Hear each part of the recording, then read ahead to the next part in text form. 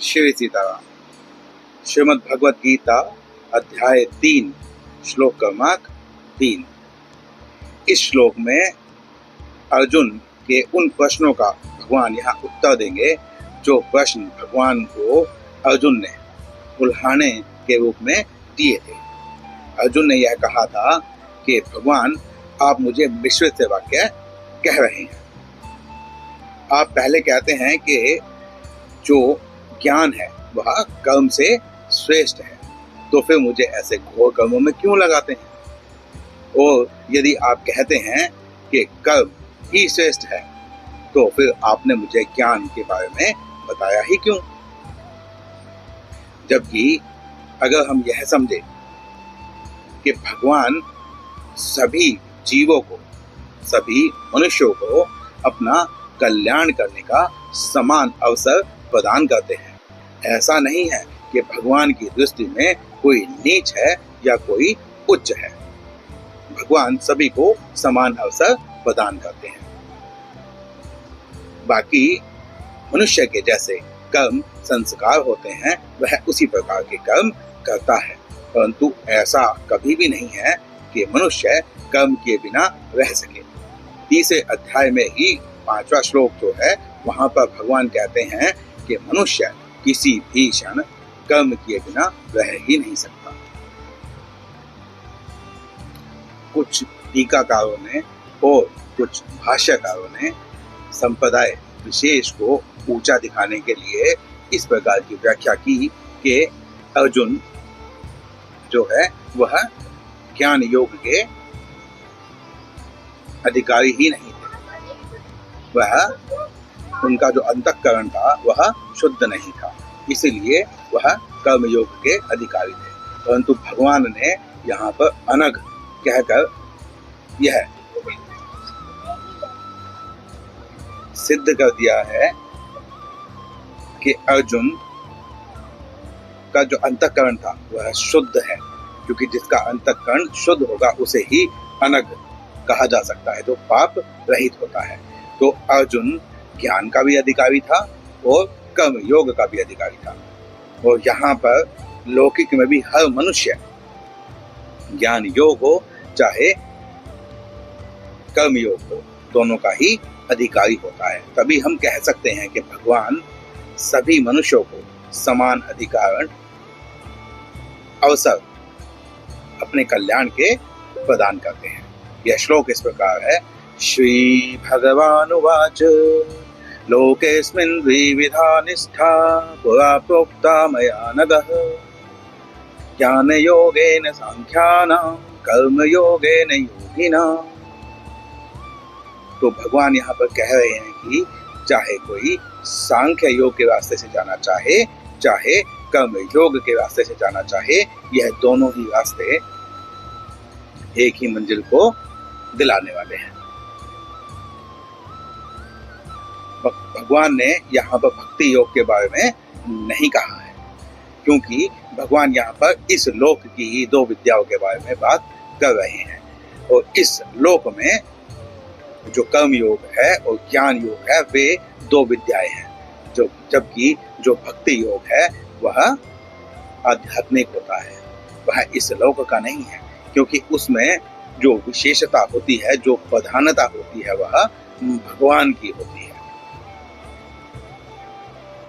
ऐसा नहीं है कि जब ज्ञान मार्ग से कोई भगवान की तरफ जाता है, भगवान की शरणागति प्राप्त करना चाहता है, तो उसे कोई कर्म करना ही नहीं पड़ता।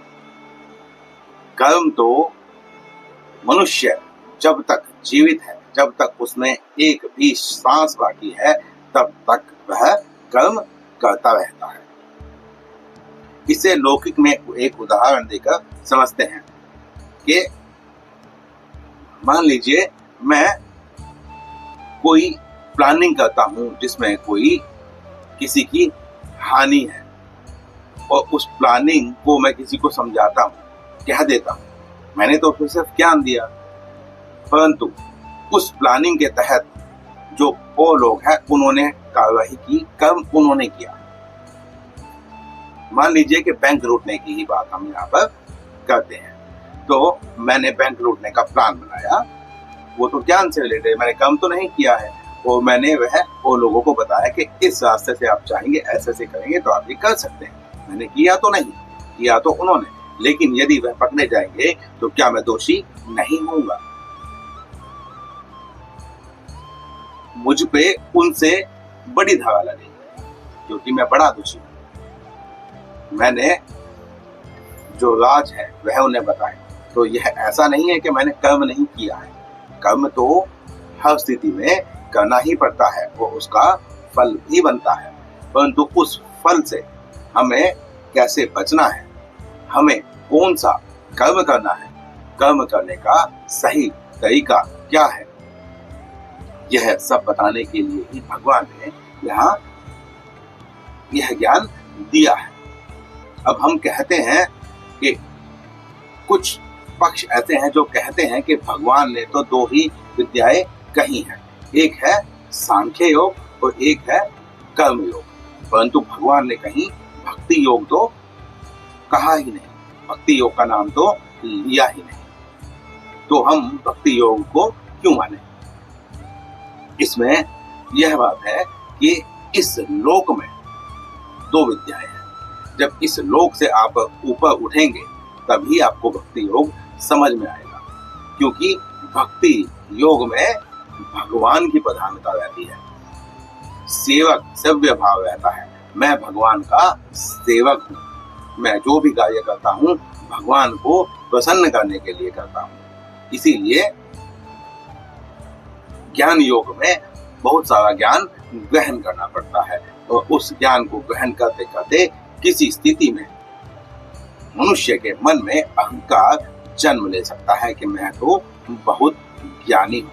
क्योंकि लोक तृष्णा ऐसी होती है कि जब बहुत सारे लोग आपकी प्रशंसा करते हैं कि यह तो बहुत ज्ञानी व्यक्ति है, तब कहीं ना कहीं अहंकार जन्म ले सकता है।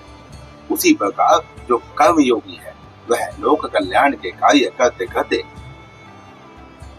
अपने राह से भटक जाता है। आपने बहुत सारे ऐसे उदाहरण लौकिक में देखे होंगे जिनका लक्ष्य प्रारंभ में बहुत ही अच्छा होता है, परंतु धीरे धीरे जैसे वे आगे बढ़ते हैं, नाम और पैसा जैसे जैसे उनके व्यवहार में आता जाता है, बहुत लोग अपने लक्ष्य से भटक जाते हैं, वह मोह माया में फंस जाते हैं। तो वहां पर भी त्रुटि आने का अवसर है। परंतु यदि भक्ति योग की बात करें तो भक्ति योग में भटकने का कोई मतलब, कोई अवसर है ही नहीं, क्योंकि भक्ति आप भगवान की करते हैं और भगवान ऐसे हैं सतचित आनंद जिनके पास किसी भी प्रकार की कोई कमी नहीं है। जब कमी होगी ही नहीं तो इच्छा होगी कैसे? इसीलिए भक्ति योग में सिर्फ व्यक्ति जो होता है, भक्त जो होता है, वह अपने भगवान, अपने इष्ट के अलावा किसी से ना कुछ मांगता है, किसी को ना कुछ देता है। वह सभी जीवों में अपने स्वामी, अपने भगवान का ही रूप देखता है। उसके लिए सत्य और असत की सत्ता मिट जाती है। वह इस संसार को भी ईश्वर मानता है, जीव को भी ईश्वर मानता है, और ईश्वर तो ईश्वर है ही। इसीलिए भक्ति योग जो है, अगर उसको हम समाहित ना करें ज्ञान योग में, और अगर हम उसको समाहित ना करें कर्म योग में, तो इसे हम शुष्क ज्ञान ही कहेंगे। क्योंकि शुष्क इसीलिए कहा, यहाँ पर त्रुटि आने का अवसर है। हम लौकिक में भी एक दृष्टांत ले सकते हैं कि आपने बहुत सारे ऐसे लोग देखे होंगे अपने जीवन में जो ज्ञान के मामले में बहुत ही उच्च होते हैं। वह किसी भी प्रकार के प्रश्न को, जो प्रश्न के किताबों से रिलेटेड है, बहुत आसानी से हल कर देते हैं। तब जब उस समय हम उनको देखते हैं तो हमें यह लगता है कि यह व्यक्ति तो बहुत ही चतुर है, यह व्यक्ति तो बहुत ही बुद्धिमान है, यह तो बहुत ही ज्ञानी है। परंतु जैसे ही उनके सामने जीवन की कोई परिस्थिति इसलिए हम कह रहे हैं कि कुछ ऐसी स्थितियां होती हैं जो किसी और के द्वारा बनाई जाती हैं, जिसमें हम कुछ भी नहीं कर सकते, तो उस परिस्थिति के सामने आने पर वह टूट के कागज के घर की तरह बिखर जाते हैं। ताश के पत्ते जैसे होते हैं, उनका हमें घर बनाते हैं और थोड़ी सी हवा चलने पर वो बिखर जाते हैं। ऐसे ही आपने देखा होगा कि IIT तक किए हुए लोग आत्महत्या कर लेते हैं, क्योंकि वह जीवन की जो परिस्थिति होती है उससे पार नहीं पा पाते, क्योंकि उनका आधार जो है वह बस किताबी ज्ञान है। अगर उनके पास भगवान का आधार होता, उनके पास ऐसी भक्ति का आधार होता, तो वह न किससे राग कर पाते, न द्वेष कर पाते, तो ऐसा कदम कभी उठा ही नहीं पाते। इसीलिए शुष्क ज्ञान में और व्यवहारिक ज्ञान में बहुत अंतर होता है, और यह व्यवहारिक ज्ञान भगवान के शरणागति से ही प्राप्त होता है। जब आप यह कहते हैं कि जो होगा, भगवान जो चाहेंगे वही होगा, भगवान जिस स्थिति में आप रखेंगे मैं उसी स्थिति में रहूंगा, भगवान ही सर्वश्रेष्ठ श्रेष्ठ है, तो ऐसे एक हिम्मत मिलती है कि भगवान ने अगर यदि कोई परिस्थिति मेरे सामने लाई है तो वह परिस्थिति मेरे लिए कल्याणकारी ही होगी, तो वहां पर द्वेष नहीं बनता है। इसीलिए भक्ति योग को अलग से कहने की कोई आवश्यकता नहीं है, क्योंकि एक ही योग है जो दो रास्तों से प्राप्त करना पड़ रहा है। भगवान ने जो दो विद्याएं बताई हैं, इन दो विद्याओं में कोई लेश मात्र भी अंतर नहीं है, यह दोनों एक ही लक्ष्य की प्राप्ति करवाती हैं। इसीलिए भगवान ने अर्जुन को यहाँ पर दोनों विद्याएं कही। अगर अर्जुन किसी एक का अधिकारी ना होता तो भगवान उसको विद्या ना कहते। मनुष्य मात्र कर्म करने के लिए स्वतंत्र है, इसीलिए भगवान ने दोनों बताई।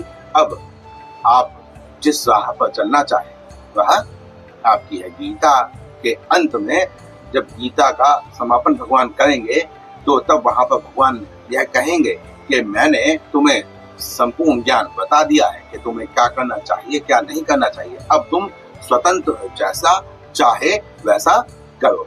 यही है सनातन धर्म की महिमा।